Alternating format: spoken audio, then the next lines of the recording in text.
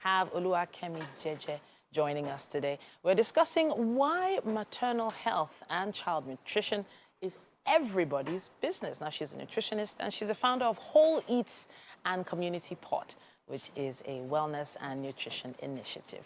It's great to have you with us this morning. Thank you for having me. Good morning. All right, so that line, everybody's business. Right. It does feel like, there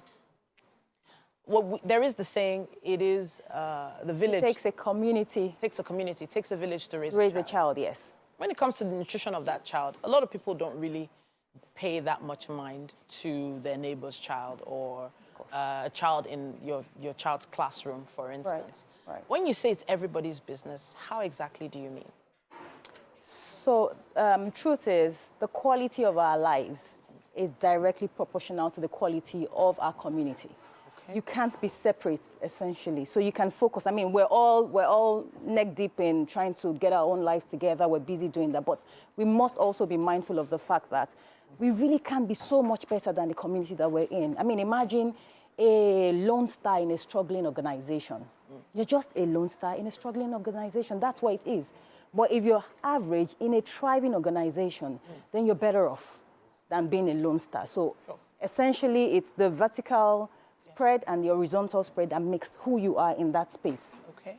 Right. So that's why you can't look away and just give all your attention to your own personal child's nutrition without caring about the child around you, your community, what you can do about the less privileged also. To make sure that they're better off. So it feels like a lot of responsibility. It is. And then again, our own children are already a lot of responsibility. I know, right. Now, I guess maybe leading by example could work. If, for instance, you are making sure your child eats maybe a certain number of vegetables or making sure they actually have 3 meals a day. Some parents are not able to afford that and the like. You might have other children in your community that have probably never had vegetables and things like that. Getting involved in somebody else's child's nutrition feels like a recipe for disaster. I can't stress enough how when we were growing up, we were told, please don't eat in that woman's house, etc., etc. So how do we begin to change this narrative? Right, so there are two angles to what you've talked about. First of all, taking responsibility for your own child's nutrition. Yeah. And it will be hypocritical to say, make sure you do this, make sure you do that, because we know the challenges that everybody has to face. I mean, the stress that we have to go through to just thrive, even as individuals, how much more to take care of those that are around us. But, I mean, there's a lot of ways we can simplify these things. Okay. Like have slices of fruit. Okay. Now, there are 2 classes of this malnutrition. Yeah. There are those that the children of the vulnerable, less privileged deal with, but there are those that we don't even pay attention to yet. There's a rise in childhood obesity.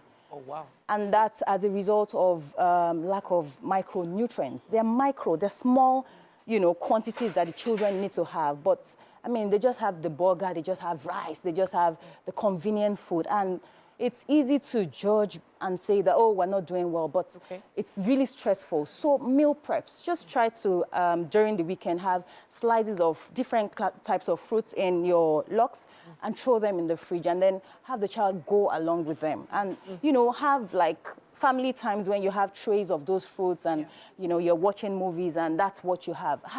Find ways to put that in their meals because that is predisposing them to, I mean, we have cases of childhood diabetes even now.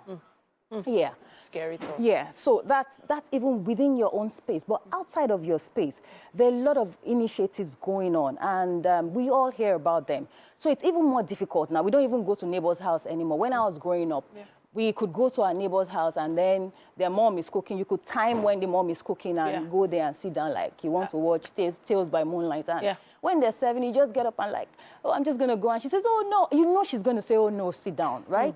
Well, you just still ask it today, and then maybe you give it space and come back again, give it space and come back again. So we had a lot more impact in each other's lives. Exactly. We were more communal. But now we're very separate, very into our own families. But there are initiatives that are driving these changes, this impact. So you can get involved in them. I want to pull you back to this childhood obesity angle.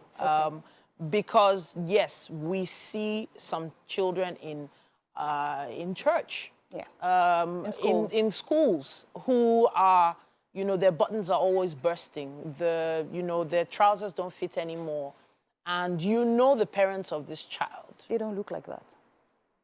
Now, telling a parent that your child has a challenge in front of them, dealing with this weight problem, that's like, whew, that's a battle.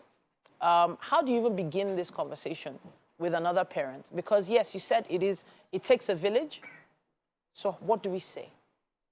So they have to be in your circle of influence. You can't just go outside of your circle of influence and start to throw advice at people. It'll be rude. Okay. You know, so if they're in your circle of influence, why are they your friends if you cannot, you know, talk to them about the things that you see that they could do better? Not necessarily not doing well, but they could do better for their children. And how are you doing it? Okay. And how are you being a part of that child's being raised, how you been a part of that child's life as the mom's friends. Okay. Now that's how we bring value into each other's life. And then if you're the teacher as well, yes, you have some level of stake. If you're the pastor in church, if you're the head of the children's church, yes, you know, those are the areas where we come and we impact. Yeah, by coming and say, oh, have you tried to do this? Have you tried to do that? And then you see the child, when the mom is not around, the mom is hardly ever around anyway, but someone is usually around. Yes. You know, even growing up, I mean, there are many moms you're afraid of because they're all part of your life. So honestly, I wish we could continue this conversation, but it is one that we might be able to talk about online. Use our hashtag WakeUpNigeria on TVC. Ask your questions, make your comments and contributions on this issue, and let's see if we can keep the conversation going. We have a quick break coming your way and so much more right here on Wake Up Nigeria.